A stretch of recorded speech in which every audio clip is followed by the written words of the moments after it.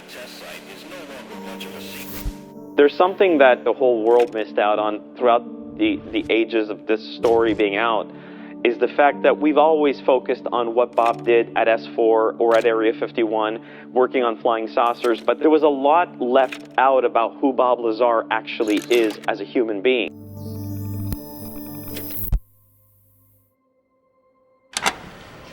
Was achieved, not that any of that would have required alien technology. So basically, the delay happened for a lot of reasons, and the main reason was quality. As we were building the project, as we had developed S4, the entire Papoose mountain range and all that landscape around the base, we had done that all in 3D software. But the actual software was actually improving over time, and we had to make some strategic decisions. If we were to just continue with what we had created, or do we go the extra mile, spend the extra dollars, and upgrade the project? So the decision was technical, it was quality, it was for visuals, and we really hope people like the final product. The project actually was not supposed to be a documentary film, neither was it supposed to be a VR experience. Initially started out that we were going to be making a die-cast model of the flying saucer he worked on, and as this project was evolving and we were building the craft in a 3D environment, we started seeing the potential of creating the entire base. And we started building the hangar, which was super cool because now you have a real three-dimensional, physical, real size environment where this craft was parked in. We were slowly getting into the concept of maybe this is going to be a VR experience. We were not thinking film. And we said, well, we could bring people back to 1988 with a time machine. The sleek, stainless steel DeLorean. At a certain point, I saw an ad come up on my computer that there's this company in the United States that rents DeLorean time machines from Back to the Future. So when we finally rented the car, we all went out to Las Vegas. The whole production crew here, Bob and his wife, all flew out to Las Vegas, and we all drove out into the desert, and we ended up on this huge dry lake in the middle of nowhere. The guy who owns the car was there because he wanted to make sure we were not going to break the car, because we were only supposed to like drive it really slow, like 10 miles an hour. And we thought, this is just not good enough. We need something better. And he eventually gave us the okay. And as soon as that happened, it was like a turning point for the whole project.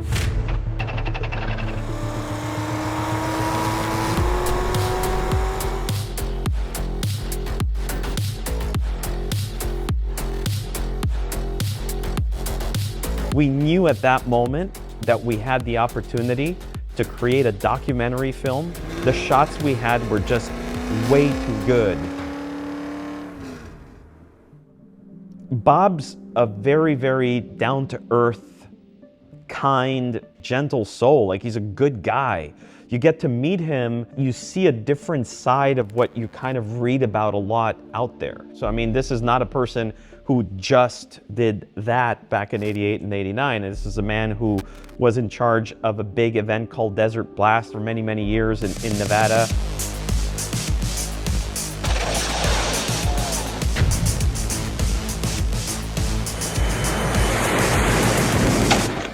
Whenever you're reading about Bob Lazar on the internet, it's just always gravitating to what he did at S4. But one of the things that I can say is he's an awesome person, very kind, very honest, very credible. What he's done with us is the generosity of his time, the generosity of providing us the information.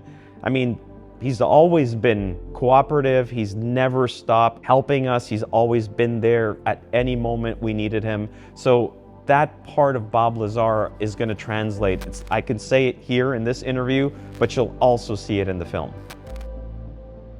The VFX evolved in such an incredible way. I mean, we started off with the basics of 3D. So the last 3 years have been paramount in the world of 3D, specifically in cinematics, things that you could use in actual film, and not just video games or 3D virtual reality experiences. So the evolution of it is paramount to what we actually saw in the results of the project. The biggest thing was how we went about creating the textures for the craft. Regardless of how amazing this technology is that allows us to do all this, the craft itself was a very difficult build that we had to do. It was the most challenging.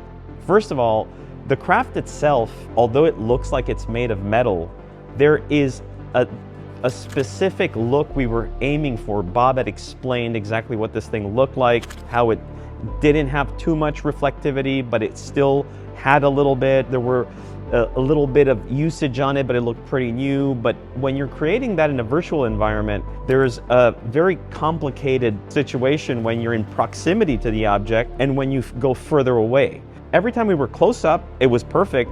As soon as we would go further away from the object, it would start looking like a cartoon. So we had a lot of trouble with that.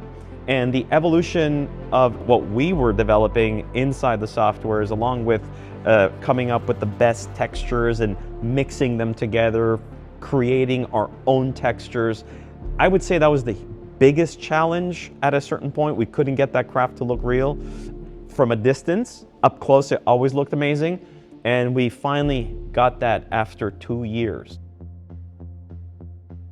We had to actually write our own programs, either tools that were customized by our team inside some of those programs, or actual softwares that we created. So one of them is the de-aging Bob Lazar software, which was completely done in-house. Although he's a pretty well-known figure out there, there's not a lot of stuff back in the 80s with Bob. So we had to write the software ourselves to actually utilize the limited amount of data that was out there to recreate him as a younger Bob today. So that was a really cool thing. There was a lot of, challenges have been every single day, whether they be physical challenges. Did we have the right shot? Did we get the right angle? Like anybody who's in filming knows what that's all about. Sometimes you're dealing with cinematic challenges. In terms of the softwares and how we were blending real live action with CG, that's a challenge, because what we want to do is make sure that it's a seamless transition, that you do not see when it goes from real to not real, basically a 3D environment. I think that probably is the most challenging thing and time consuming as well, but the result is absolutely incredible. The whole project, well, the whole movie was shot out in the Nevada desert. We actually shot on a dry lake with the DeLorean. We then went out to Area 51 at the back gate where we shot there with the DeLorean as well. We went out to Rachel, Nevada. A lot of interviews were done in Las Vegas. We did that with Mario Santa Cruz, Gene Huff, George Knapp. We actually went to George Knapp's house. That was really, really fun. Got to meet George, got to experience a whole bunch of cool stuff that he had at his place with Bob. And then Bob Lazar came here to Montreal, which is a huge, huge production that we did right here in this studio, where we had him on a green screen. We had him in different locations interviewing him about everything that happened at S4. Spending time with Bob was not just like 1 or 2 shoots. I mean, this is almost like a 3-year project.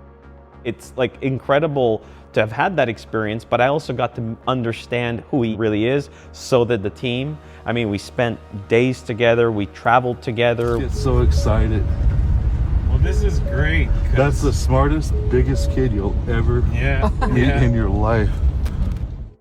I mean, if you really want to see Bob's soul come to life, you also have to see him in his lab, in his work environment, where he's playing around with things that we usually don't see people doing. And he's so good at this. He's very careful, very methodical. He's a professional at it. And it's impressive to see that. And you can see his true passion is working with chemicals, working with explosives, working with uranium. I mean, this is something that you could see. This is who he really is. I can't stress enough how it was important to show the true Bob Lazar in all this. This is something that we experienced, and we felt as this was happening that we had to bring this to the public, to the audience.